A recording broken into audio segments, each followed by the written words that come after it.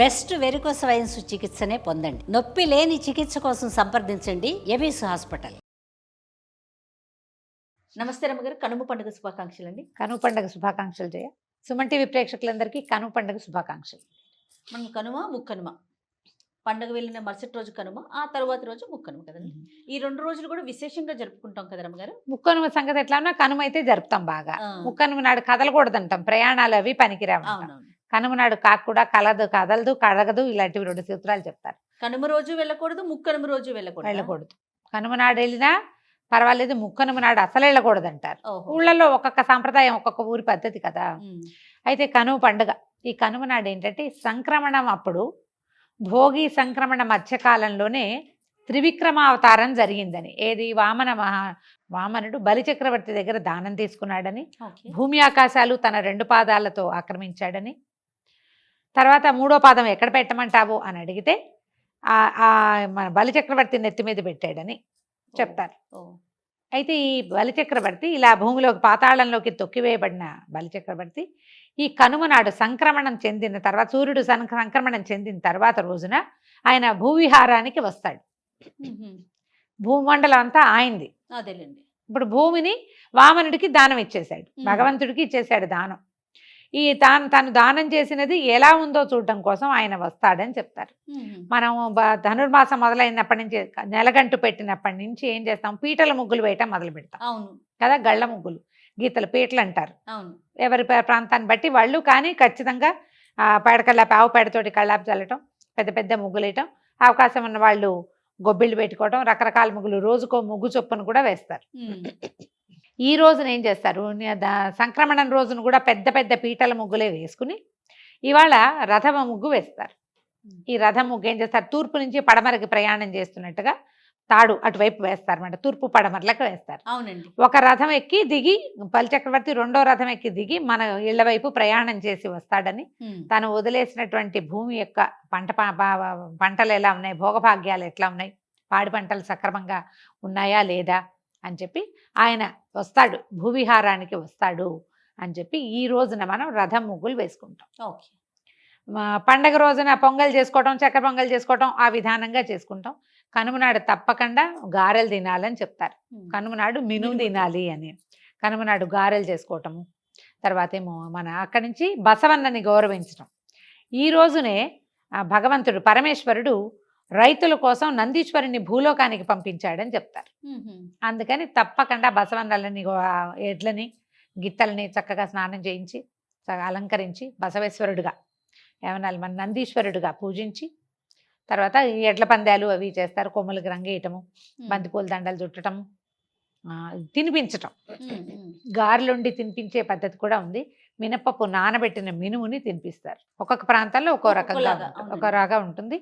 ఈ కోడి పందాలు, రకరకాల పందాలు వేసుకునే వాళ్ళు వీళ్ళు ఇది చేసుకుంటారు. కానీ మామూలు రెగ్యులర్ పూజా విధానమే మనం ఈ మినుము దానం చేయటం కూడా, పంచుకోవటం.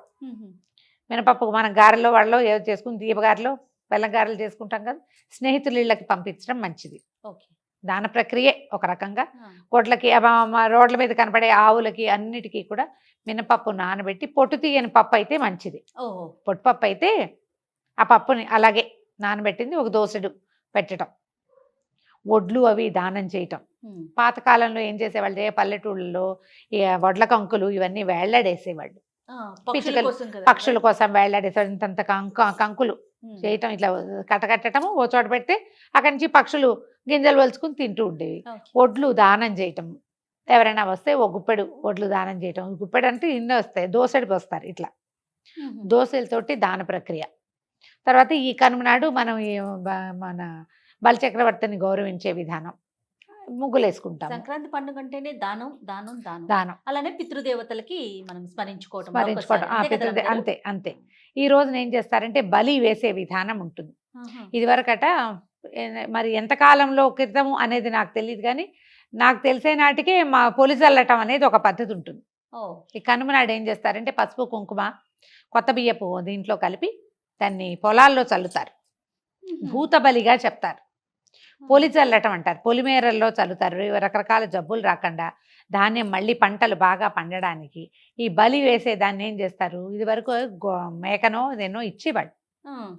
ఇచ్చేవారు. మరి ఎలా పోయిందో అవన్నీ పోయినాయి ఊళ్ళలో. అలా చేసేవి ఇంకా ఉన్నాయేమో ఆచారాలు కొన్ని ఊళ్ళలో. అదేలే, అదేలే. బలి వేయటం ఉండుంటుంది. మనకి కనపడుతున్న ప్రాంతాల్లో మాత్రం ఇంకా అది లేదు. కుష్మాండ బలి చేస్తారు. కుష్మాండం అంటే గుమ్మడికాయ పగలగొట్టడం. గుమ్మడికాయ కూడా ఇంచుమించుగా దీంతో సమానమైన బలవర్ధకమైన ఆహారంగా నమ్ముతారు, మాంసంతో సమానమైందని. అందుకని ఈ కూష్మాండ బలి చేసి ఇళ్ళకి చేసుకుంటారు, పొలాలకి, ఫ్యాక్టరీలు, కంపెనీలు ఏమైనా ఉంటే అక్కడ కూష్మాండ బలి చేయటం కూడా ఉంటుంది. వాళ్ళ విధానాన్ని బట్టి ఎక్కడెక్కడ ఎట్లా ఉంటే, ఏ ఊళ్ళల్లో ఏది ఉంటే అది. అయితే ఈ పొలి చల్లటం మాత్రం పొలాలు ఉన్న చోట, పంట పొలాలు ఉన్న చోట తప్పకుండా చేస్తారు. గ్రామపు పొలిమేరల్లో, పొలాల దీంట్లో అంటే అన్ని కోసేసి ఉంటాయి. అవును, మళ్ళీ దున్నడానికి మొదలు పెట్టాలి, ఇంకా టైం ఉంది కదా, ఇంకో నెల పోయాక ఇప్పుడు స్టార్ట్ చేస్తారు. ఈ లోపల ఈ పొలి దాన్ని అలా చల్లుతారనమాట. ఎక్కడ అంటే మనం ఇంట్లో మనం చేసుకోవాల్సిన విధానాలు అయితే ఇవి కాదు, ఏం చెయ్యం. తెలంగాణలో నేను గమనించాను, పండగ రోజున, ఈ కనుమ రోజున కొబ్బరికాయ దిగదుడ్చి కొడతారు. ఇళ్ళకి వాకిట్లో నిలబడి, వాకిలు చక్కగా గుమ్మాలు బాగా అలంకరించి, మా మామ అన్ని పదార్థాలన్నీ లోపల చేసుకుని కొబ్బరికాయ మీద కర్పూరం పెట్టి ఇళ్ళకి దిగదుడ్చి కొబ్బరికాయలు కొట్టేది కూడా కనపడుతుంది. ఇప్పుడు మనకు ఆ పద్ధతి లేదనుకో, వాళ్ళు చేస్తుంటే ఏమిటో వింతగా ఉంటుంది. అదొక కొత్త ఆచారం, మనకు తెలియని ఆచారం, మనకు తెలియదు. వాళ్ళ పద్ధతి అది, వాళ్ళ పద్ధతి కనపడుతుంది. తెలంగాణలో అక్కడక్కడ చూసాం. మరి తెలంగాణదా వీళ్ళు వేరే ప్రాంతం నుంచి వచ్చారు, వాళ్ళు అక్కడ అలవాటో నాకు తెలియదు, కానీ అది చేసే విధానం కనిపిస్తుంది. మన వైపు ఇళ్ళకి దిగదొడటాలు అవి మనం చెయ్యం. ఈ ఆవుల్ని మన ఎడ్లని వాటిని అలంకరిస్తారు కదా, జొన్న కట్టలు అవి వెలిగించి వాటికి దిగదుడుస్తారు.